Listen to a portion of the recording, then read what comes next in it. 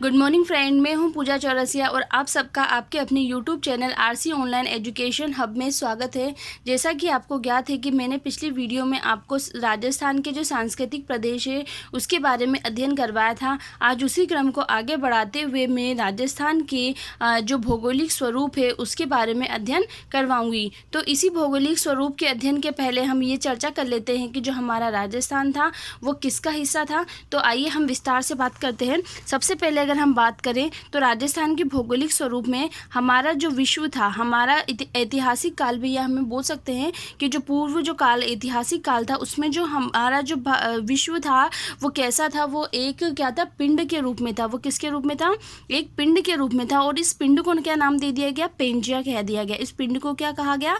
Pangaea कहा गया। और इस पिंड के चारों ओर, है ना, इस पिंड के चारों ओर एक समूह था, है ना, इस पिंड के चारों ओर एक समूह था जो किससे भरा हुआ था? जल राशि से भरा हुआ था। ठीक है, इसमें क्या भरा हुआ था? जल राशि से भरा हुआ था। और इस जल राशि वाले जो समूह को क्या नाम दे दिया गया? पेंथालासा नाम दे दिया गया। क्या नाम दे दिया गया इसका? पेंथालासा नाम दे दिया गया। ठीक है, यहाँ तक हुई ये बात। ठीक है, पेंजिया था जो स्थलाकृति समूह था। विश्व जो था एक बोल सकते हैं पिंड के रूप में था जिसे पेंजिया कहा गया।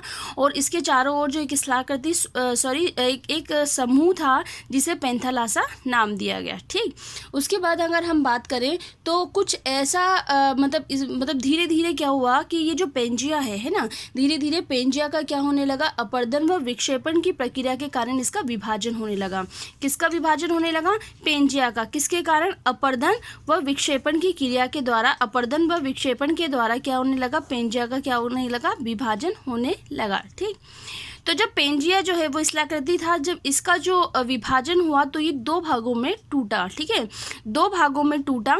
एक को हम बोलेंगे अंगारा लैंड, दो भागों में टूटा। एक को हम बोलेंगे अंगारा लैंड और दूसरे भाग को हम बोलेंगे गोंडवाना लैंड। दूसरे भाग को क्या बोलेंगे? गोंडवाना लैंड। ठीक है, पेंजिया जो है वो स्थलाकृति था, एक पिंड के रूप में था, है ना। जब क्या हुआ, एक अपर्दन या विक्षेपण की कुछ ऐसी प्रक्रिया हुई धीरे धीरे, तो उससे क्या हो गए? दो भागों में इसका डिवाइडेशन हो गया और एक भाग अंगारा लैंड हो गया, दूसरा गोंडवाना लैंड हो गया। ठीक, उसके बाद अगर हम बात करें, जब ये पिंड या जो स्थलाकृति जो दो भागों में टूटेगी, एक भाग ऊपर से एक भाग नीचे से, अगर ये दो भागों में टूटेगी तो ये जो जल राशि जो है इसमें प्रवेश करेगी। ठीक है, जल राशि क्या आएगी? इसमें प्रवेश कर जाएगी। और जब ये जल राशि इसमें प्रवेश करेगी तो ये जो जल राशि जो प्रवेश करने वाला जो मार्ग है, इसे क्या कह दिया गया? इसे कहा गया तैतीस सागर। ठीक है, इसे क्या कह दिया गया? टी यानी कि तैतीस सागर कहा गया। तैतीस सागर कहा गया, है ना। ये क्या हो गया? सागर हो गया। ठीक, उसके बाद ये तो इसकी प्रक्रिया थी। उसके बाद अगर हम बात करें एक नए मैप की, अगर मैं नए मैप की अगर मैं बात करती हूँ तो इसका स्वरूप कैसा हो गया?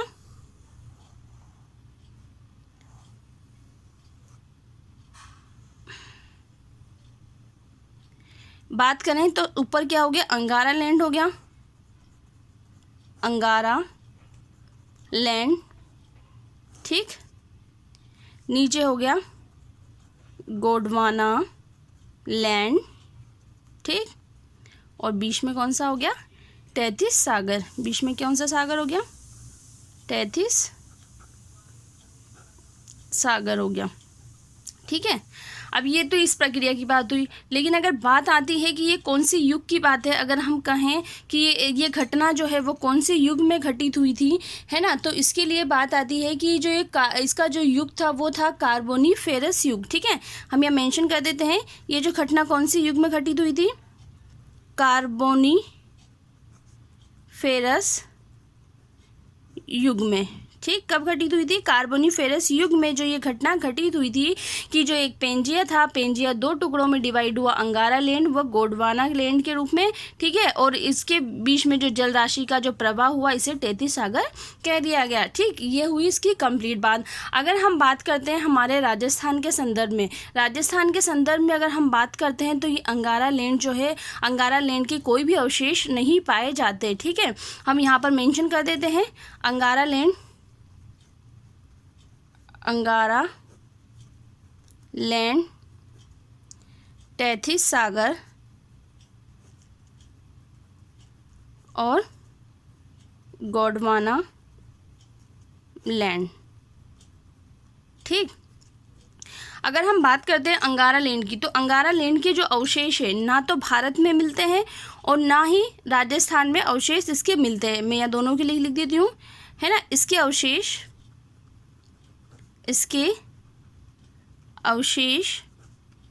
ना तो भारत में मिले और ना ही राजस्थान में। ठीक है, इसके अवशेष ना तो भारत में मिलते हैं और ना ही राजस्थान में मिलते हैं। हम ये कह सकते हैं कि इसके अवशेष किसी में भी नहीं मिलते हैं। ठीक है, अगर हम तैतीस सागर की बात करें तो इसके जो अवशेष है वो राजस्थान में भी मिलते हैं और भारत में भी मिलते हैं। लेकिन हम संदर्भ में किसकी बात कर रहे हैं, राजस्थान की बात कर रहे हैं। तो मैं आपको ये बताऊँगी कि राजस्थान में कहाँ पर मिलते हैं। तो राजस्थान में अगर हम बात करें पश्चिमी मरुस्थलीय प्रदेश और जो मैदानी प्रदेश है, हम लिख लेते हैं यहाँ पर कि जो मरुस्थलीय प्रदेश और मैदानी प्रदेश।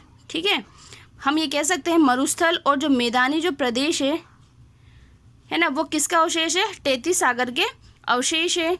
अगर गोंडवाना लैंड की बात करें तो गोंडवाना जो लैंड है उसके अवशेष भी भारत में भी मिलते हैं और राजस्थान में भी मिलते हैं। लेकिन राजस्थान के संदर्भ में अगर मैं बात करूं, जो अरावली है वो और दक्षिणी पूर्वी पठारी प्रदेश है ना, हम ये कह सकते हैं जो मध्य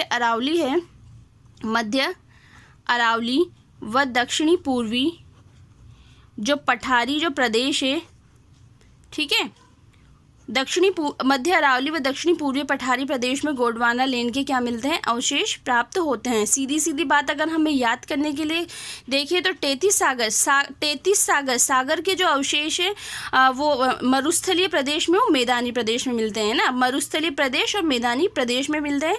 ठीक है, लेकिन अगर गोंडवाना लैंड की बात करें तो अरावली है ना, गोंडवाना लैंड की बात करें तो अरावली की और पठारी है ना, अरावली भी पहाड़ियाँ, वो पठारी भी जो ऊबड़ खाबड़ जो क्षेत्र होगा वो पठारी क्षेत्र। ठीक है, तो गोंडवाना लैंड, अरावली व पूर्वी पठारी की बात हो जाएगी। ठीक, यहाँ तक हुई बात। अब हम बात करते हैं कि जो भौगोलिक जो स्वरूप है ना, वो कैसे बना, या हम ये कह सकते हैं कि सर्वप्रथम जो इस राजस्थान के जो भौगोलिक स्वरूप को बांटने वाले, या हम कह सकते हैं विभाजन करने वाले जो व्यक्ति कौन थे, है ना। हम बात करते हैं सर्वप्रथम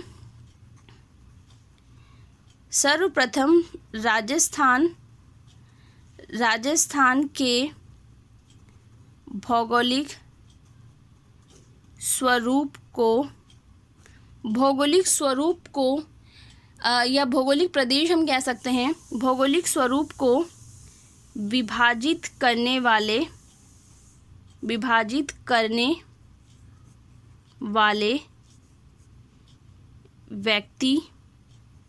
व्यक्ति थे। मतलब वो व्यक्ति कौन थे जिन्होंने सबसे पहले राजस्थान के भौगोलिक स्वरूप को विभाजित किया, और वो व्यक्ति थे वीसी मिश्रा। कौन थे वो, वीसी मिश्रा। ठीक है, वीसी मिश्रा ऐसे व्यक्ति थे जिन्होंने सर्वप्रथम राजस्थान के भौगोलिक स्वरूप का विभाजन किया, है ना, भौगोलिक स्वरूप के रूप में उसका विभाजन किया। और इन्होंने ही, है ना, और इसका जो विभाजन है इन्होंने 1968 में किया। कब किया, 1968 में अपनी बुक, इनकी जो बुक है राजस्थान का भूगोल में किया, में अपनी बुक का नाम क्या है, राजस्थान का भूगोल में किया है ना, राजस्थान का भूगोल, है ना, इन्होंने ये बताया है ना, वीसी मिश्रा ने राजस्थान के भौगोलिक स्वरूप के बारे में। ठीक है, और साथ ही साथ हम ये बात भी कर लें कि इन्होंने कितने भागों में बांटा, इन्होंने जो विभाजित किया है वो 7 भागों में बांटा है, 7 भागों में विभाजित किया है। किसको, राजस्थान के भौगोलिक स्वरूप को। ठीक, ये हो गई इनकी राजस्थान के स्वरूप की बात, है ना। अगर हम देखते हैं कि वर्तमान में उच्चावच की दृष्टि से अगर हम बात करें तो वर्तमान में जो राजस्थान के जो स्वरूप है वो कितने हैं, यहाँ मैं मेंशन करती हूँ। राजस्थान के भौगोलिक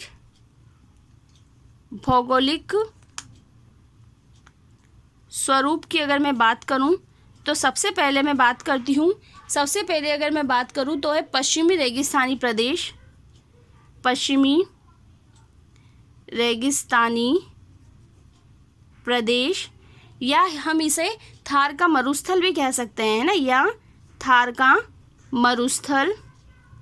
ठीक, उसके बाद हम सेकंड की बात करेंगे तो वो है मध्य अरावली प्रदेश। दूसरा क्या है? मध्य अरावली प्रदेश। इसके बाद हम थर्ड नंबर पे बात करेंगे पूर्वी मैदानी प्रदेश। उसके बाद हम फोर्थ नंबर पे बात करेंगे पूर्वी मैदानी प्रदेश के बाद अगर मैं बात करूं, ये है दक्षिणी पूर्वी पठारी प्रदेश, दक्षिणी पूर्वी पठारी प्रदेश, जिसे हम क्या कह सकते हैं? जिसे हम कह सकते हैं हाड़ौती का पठार। क्या कह सकते हैं? हाड़ौती का पठार। ठीक, ये उच्चावच की दृष्टि से है, जो भौगोलिक स्वरूप है वो 4 हैं, है ना। वीसी मिश्रा के अकॉर्डिंग जो 7 थे, है ना, उनका विभाजन हमने इसमें नहीं किया है। ठीक है, और वर्तमान में जो हम अभी अध्ययन करते हैं वो इन्हीं भौगोलिक स्वरूपों का अध्ययन करते हैं, है ना। जो पश्चिमी रेगिस्तानी प्रदेश है, जिसे हम थार का मरुस्थल भी कहते हैं, है ना, मध्य अरावली प्रदेश है, पूर्वी मैदानी, दक्षिणी पूर्वी पठारी प्रदेश व हाड़ौती का पठार है। ठीक, अब हम इसको मैप में मेंशन कर लेते हैं, है ना, मैप में मेंशन करते हैं। सबसे पहले अगर हम बात करें पश्चिमी रेगिस्तानी प्रदेश की, तो पश्चिमी रेगिस्तानी प्रदेश की अगर मैं बात करूं तो हम देखते हैं जनरली ये हमारा है सिरोही। ठीक है, सिरोही की अगर मैं बात करूं तो हम लेंगे इसको सिरोही के बाद हम जाएंगे पाली के बाद बात करेंगे नागौर के बाद सीकर, और सीकर के बाद ये झुंझुनू। ठीक है, सिरोही के बाद पाली के बाद ये हमने देखा नागौर के बाद सीकर के बाद झुंझुनू। ठीक है, इसका जो ये पश्चिमी वाला जो क्षेत्र है, इसे ही हमने क्या नाम दिया है? पश्चिमी रेगिस्तानी प्रदेश। यही क्या है? पश्चिमी रेगिस्तानी प्रदेश है। ठीक है, यही क्या है? पश्चिमी रेगिस्तानी प्रदेश है। और साथ ही साथ मैं आपको यह भी बता दूं कि इस पश्चिमी रेगिस्तानी प्रदेश में कितने ज़िले आते हैं? 12 ज़िले आते हैं। ठीक है, कितने ज़िले आते हैं? 12 ज़िले आते हैं पश्चिमी रेगिस्तानी प्रदेश, जिसे हम थार का मरुस्थल भी कहते हैं। उसके बाद मैं बात करूँ मध्य अरावली प्रदेश की। मध्य अरावली प्रदेश की अगर मैं बात करती हूँ तो ये हमारा ये डूंगरपुर, थोड़ा सा इसका हिस्सा पूर्वी हिस्सा, डूंगरपुर, उदयपुर, राजसमंद, है ना, डूंगरपुर, उदयपुर, राजसमंद, भीलवाड़ा, अजमेर, जयपुर। ठीक है, जयपुर से ये दौसा से ये जो अलवर और भरतपुर की मध्य।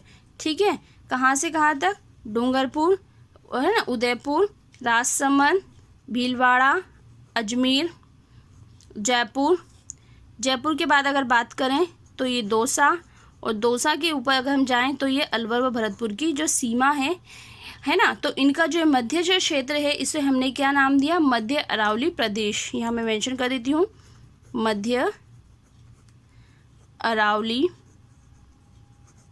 प्रदेश। क्या नाम दिया? मध्य अरावली प्रदेश। ठीक, उसके बाद मैं बात करूँ मध्य अरावली प्रदेश के बाद है पूर्वी मैदानी प्रदेश। कौन सा प्रदेश है? पूर्वी मैदानी प्रदेश है। पूर्वी मैदानी प्रदेश की अगर मैं बात करूँ तो हम देखेंगे चित्तौड़गढ़, है ना, चित्तौड़गढ़ के बाद ये क्या है? भीलवाड़ा के बाद ये हमारा आ जाएगा बूंदी के बाद अगर हम बात करें सवाई माधोपुर और करौली और ये धौलपुर। ठीक, चित्तौड़गढ़, भीलवाड़ा, बूंदी, सवाई माधोपुर, करौली और धौलपुर, है ना, यहाँ से होकर ये सीमा गुजरती है और ये धौलपुर पर जाकर ख़त्म हो जाती है। तो ये जो मध्य अरावली के बाद जो ये वाला जो क्षेत्र है, इसे हम पूर्वी मैदानी प्रदेश कहते हैं। क्या कहते हैं हम इसको? पूर्वी मैदानी प्रदेश, पूर्वी मैदानी प्रदेश कहते हैं। ठीक, उसके बाद हम बात करेंगे दक्षिणी पूर्वी पठारी प्रदेश या हाड़ौती के पठार की। तो ये जो नीचे वाला जो पूरा जो पोर्शन है, ये नीचे वाला जो पूरा पठार है, इसे ही हम क्या कहेंगे? दक्षिणी पूर्वी पठार। ठीक है, इसे हम क्या कहेंगे? दक्षिणी पूर्वी पठारी प्रदेश। ठीक, दक्षिणी पूर्वी पठारी प्रदेश या इसे हम हाड़ौती का पठार कहेंगे। ठीक, तो आपको ये सब समझ में आया होगा। तो देखते हैं वापस से कि भौगोलिक स्वरूप की हमने बात की थी, 4 जो भागों में इसको बांटा था। पहला पश्चिमी रेगिस्तानी प्रदेश है जिसमें 12 जिले हैं, उसके बाद मध्य अरावली है, उसके बाद पूर्वी मैदानी प्रदेश है, उसके बाद दक्षिणी पूर्वी पठार है। ठीक, इसके बाद इस वीडियो के जस्ट जो नेक्स्ट वीडियो आएगी उसमें हम जो है इनका अलग अलग से वर्णन करेंगे। ठीक है, और आई होप आपको ये समझ में आया हो। अगर आपको ये जो भारत के भौगोलिक स्वरूप है उसके बारे में समझ में आया है तो प्लीज़ इस वीडियो को लाइक व शेयर कीजिए तथा मेरे चैनल को सब्सक्राइब कीजिए ताकि जो नेक्स्ट वीडियो का नोटिफिकेशन आपको मिल सके। So thanks for watching this video.